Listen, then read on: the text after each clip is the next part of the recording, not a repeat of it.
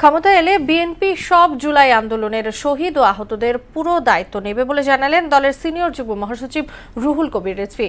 এদিকে প্রেস ক্লাবে এক প্রতিবাদ সভায় অন্তর্বর্তী সরকারের ৩ উপদেষ্টার পদত্যাগ দাবি করেছেন বিএনপি চেয়ারপারসনের উপদেষ্টা জয়নুল আবেদিন ফারুক। তানজিদ ভুঁইয়ার প্রতিবেদন। নরসিংদীর মেহেরপাড়ায় শহীদ আরমান মোল্লার পরিবারের সদস্যদের সাথে সাক্ষাৎ করেছেন বিএনপির সিনিয়র যুগ্ম মহাসচিব রুহুল কবির রিজভী। কেন্দ্রের বিভিন্ন স্তরের এবং স্থানীয় বিএনপির নেতাকর্মীরা তার সঙ্গে ছিলেন।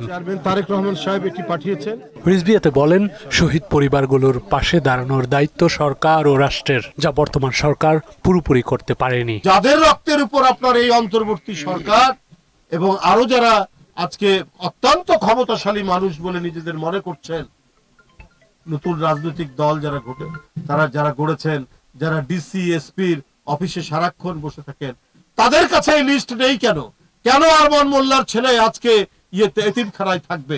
গণমানুষের নেতা তারেক রহমান আমাদের পাঠিয়েছেন, তিনি নিজেই এটা বহন করবেন এবং তাদেরকে আর এতিমখানায় থেকে পড়াশোনা করতে হবে না। এদিকে জাতীয় প্রেস ক্লাবের সামনে অপরাজেয় বাংলাদেশ আয়োজিত এক প্রতিবাদ সমাবেশে যোগ দেন দলীয় চেয়ারপারসনের উপদেষ্টা জয়নুল আবেদিন ফারুক।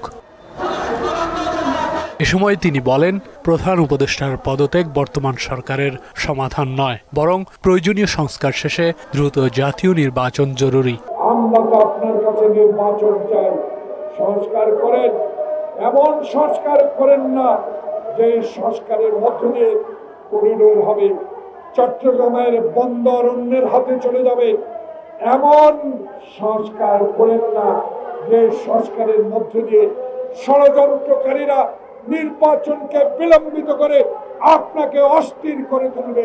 নির্বাচনের রোডম্যাপ ঘোষণা না করায় জনমনে সন্দেহ আর অস্থিরতা বিরাজ করছে বলেও দাবি করেন এই বিএনপি নেতা। উপদেষ্টা পরিষদ থেকে আপনি চিঠি দিয়ে দেন, অনুরোধ করেন তারা যেন নিজেই পদত্যাগ করে। তানজিদ ভুঁইয়া, মোহনা সংবাদ, ঢাকা।